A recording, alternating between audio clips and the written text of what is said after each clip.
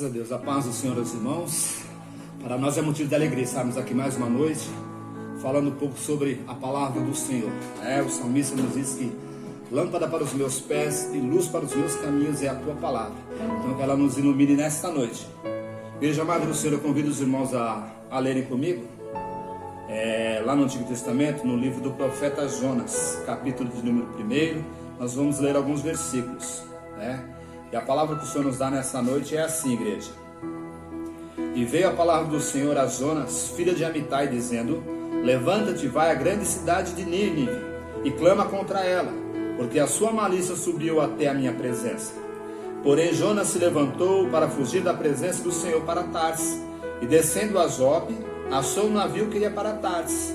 Pagou, pois, a sua passagem, e desceu para dentro dele, para ir com eles para Tarsis, para longe da presença do Senhor. Mas o Senhor mandou ao mar um grande vento, e fez-se o mar uma forte tempestade, e o navio estava pronto a quebrar-se. Então temeram os marinheiros, e clamando cada um ao seu Deus, e lançaram ao mar as cargas que estavam no navio, para aliviarem do seu peso. Jonas, porém, desceu ao porão do navio, e tendo deitado, dormiu um profundo sono. E o mestre do navio chegou a ele e disse: que tens, dormente? Levanta-te e clama ao teu Deus, talvez assim Deus se lembre de nós, para que não pereçamos. E diziam cada um ao seu companheiro: vinde e lancemos sortes, para que saibamos por que causas nos sobreveio este mal. E lançaram sorte, e a sorte caiu sobre Jonas. Então lhe disseram: declara tu agora, por causa de quem nos sobreveio este mal? Que ocupação é a tua? De onde vens? Qual é a tua terra? E de quem és tu? Ele disse: eu sou hebreu, e temo ao Senhor, o Deus que fez os céus, a terra e o mar e a terra seca. Então esses homens se encheram de grande temor, e disseram-lhe: por que fizeste tu isto? Pois sabiam os homens que fugiam da presença do Senhor, porque ele lhe tinha declarado. E disseram-lhe: que faremos nós para que o mar nos acalme? Porque o mar ia se tornando cada vez mais tempestuoso.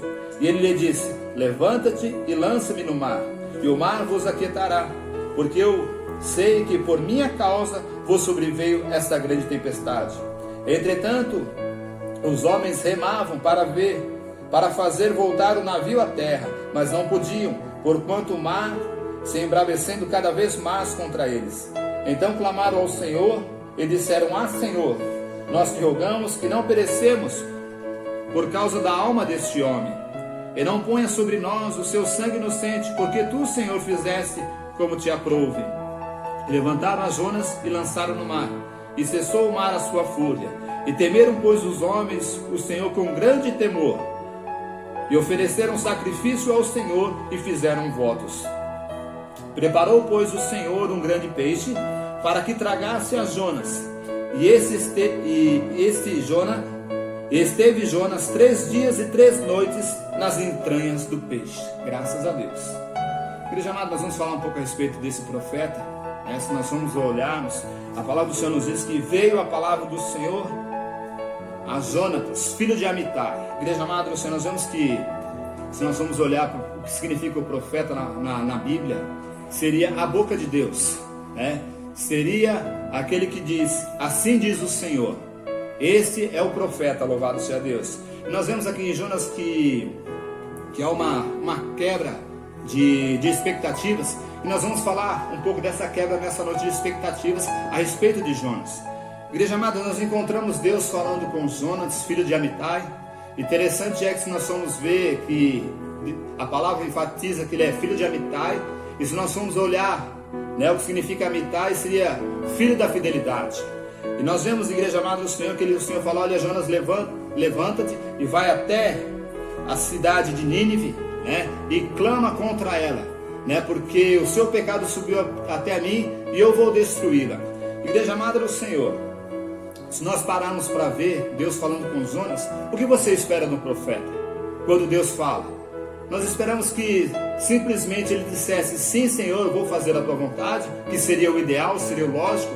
ou simplesmente ele dissesse: olha, eu não vou, envia outro, né? Como os muitos profetas foram vocacionados, uns disseram que era criança, como Moisés dizia: olha, eu não sei falar, prepara outro. Nós encontramos, igreja amada, né, uma quebra de expectativa, porque Deus fala, e nós vemos que Jonas não responde. A palavra do Senhor diz que simplesmente ele vira as costas, desce para Jope, né, compra uma passagem para descer para Tarsis e desce para o fundo do navio. Ou seja, todas as vezes que você voltar as costas para o Senhor, a sua tendência é descer cada vez mais. E nós vemos que a palavra enfatiza que ele desceu 3 vezes para sair da presença do Senhor. Igreja amada do Senhor, e a palavra nos diz, igreja amada do Senhor, que o nosso Deus ele é soberano, ele é tremendo. A sua palavra não volta vazia. E nós vemos que Jonas desce até esse navio, né, ele paga a sua passagem, ele pretende fugir da presença do Senhor, indo para Tarsis. Igreja amada, os irmãos já prestaram atenção que sempre o pecado do rebelde, o pecado do iníquo, o pecado daquele que transgride, ele sempre respinga muitas das vezes em nós. Muitas das vezes o pecado daquele que é rebelde ao Senhor respinga na sua vida. Você já percebeu que muitas das vezes isso respinga sobre a sua vida, né? O pecado é de Jonas, mas ele respingou em quem, igreja? Respingou no capitão do navio, respingou nos marinheiros que ali estavam, naqueles que também compraram passagem, estavam levando as suas fazendas para ser vendida, porque a palavra nos diz que a partir do momento que o rebelde entrou dentro do barco, a Bíblia nos diz que houve uma grande tempestade. E muitas das vezes é assim na nossa vida, né? O pecado do nosso irmão muitas das vezes respinga em nós, muitas das vezes acaba trazendo, né, não que nós sejamos culpados, mas acaba respingando e vem sobre nós o dano. Igreja amada, eu te pergunto nessa noite: quem tomou prejuízo ali? Quem comprou a sua fazenda? Quem estava dentro daquele navio? Não é verdade? A Bíblia vai nos dizer que o navio estava para se partir, porque a tempestade era grande, né? O vento era forte. Mas a palavra do Senhor nos diz, igreja amada do Senhor, que aqueles marinheiros, mesmo não conhecendo a Deus, começaram a clamar a cada um o seu Deus, para que quem sabe ele houvesse de usar de misericórdia. E a palavra do Senhor nos diz que começaram a clamar e desceram até o fundo do navio e encontraram ali o dormente. Porque quem se afasta da presença do Senhor simplesmente está assim, dormindo, né? Está, louvado seja Deus, dormindo, né? E a palavra do Senhor vai nos dizer que o capitão do mar falou: dormente, acorda aí, nós vamos perecer. Levante, clama ao seu Deus, quem sabe ele se arrepende do mal. E a palavra do Senhor nos diz, igreja amada, que Jonas se desperta e continua todo mundo clamando, né, pedindo a graça e a misericórdia, e acharam por bem lançar a sorte para ver quem era o culpado. Igreja amada, e como a palavra do Senhor nos diz que Deus ele não tem o culpado por inocente, a Bíblia nos diz que a sorte caiu sobre quem? Sobre Jonas, porque ele era o culpado. Ele era a pessoa que estava desobedecendo o mandato do Senhor. Eu não sei como você se encontra nessa noite, mas eu quero acreditar que você está obedecendo a voz do Senhor. Eu quero acreditar que quando Deus fala, você responde.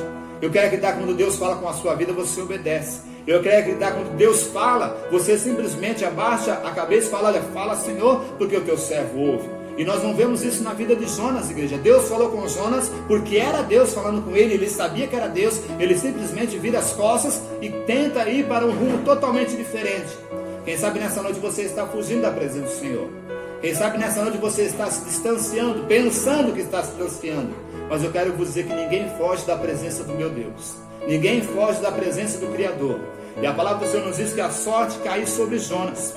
E Jonas começa a contar para o capitão, né? E interessante que fazem umas perguntas: que ocupação é tua? De onde vens? Qual é a tua terra? De que povo é? E é interessante que Jonas, com a sua cara mais lavada, ele fala: olha, eu sou hebreu, temo ao Senhor, o Deus dos céus que fez a terra seca. Irmãos, quem teme obedece. Quem conhece a Deus obedece realmente.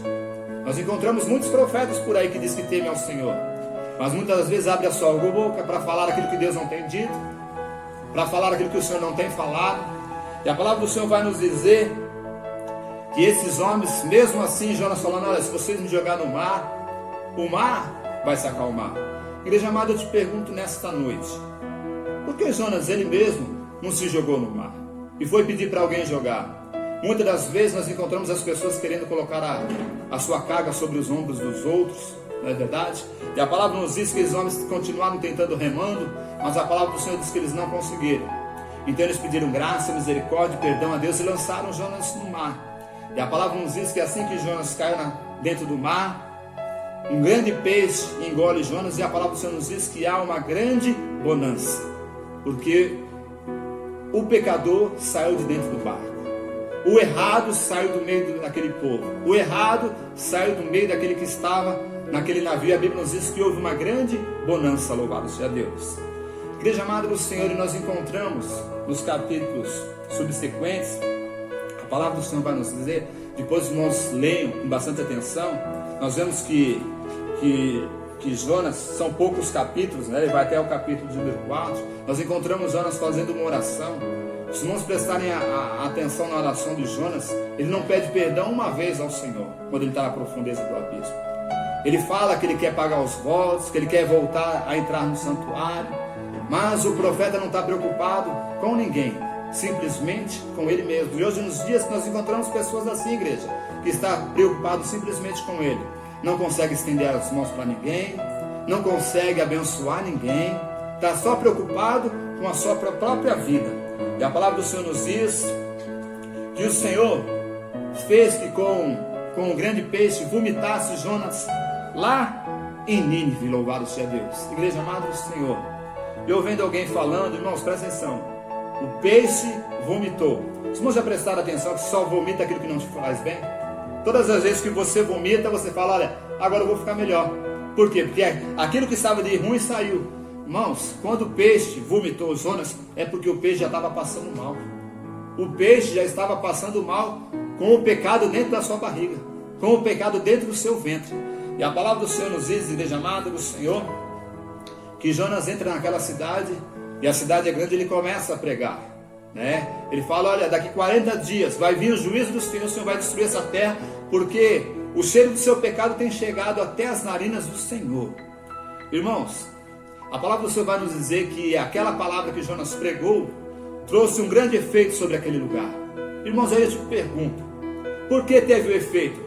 Se o profeta estava na condição que estava, se o profeta fazia do jeito que fazia, se nós olharmos a profundo, Jonas não pregou com entusiasmo, não pregou com alegria, ele simplesmente falou o que o Senhor falou, é porque a palavra é de Deus, igreja. Quem se cumpre é a palavra de Deus, não é a palavra do homem, não é a palavra da mulher. Nós simplesmente somos transmissores da sua palavra. E a palavra do Senhor é digna de toda aceitação. E a Bíblia nos diz, igreja, que aquele rei, quando ouviu essas palavras, ele se converteu e deu um decreto, olha, não coma mais homem, não coma mais mulher, vamos vestir de saco, vamos pedir a misericórdia ao Senhor, amarre a boca dos animais, ninguém vai provar nem água, para quem sabe o Senhor tem misericórdia de nós.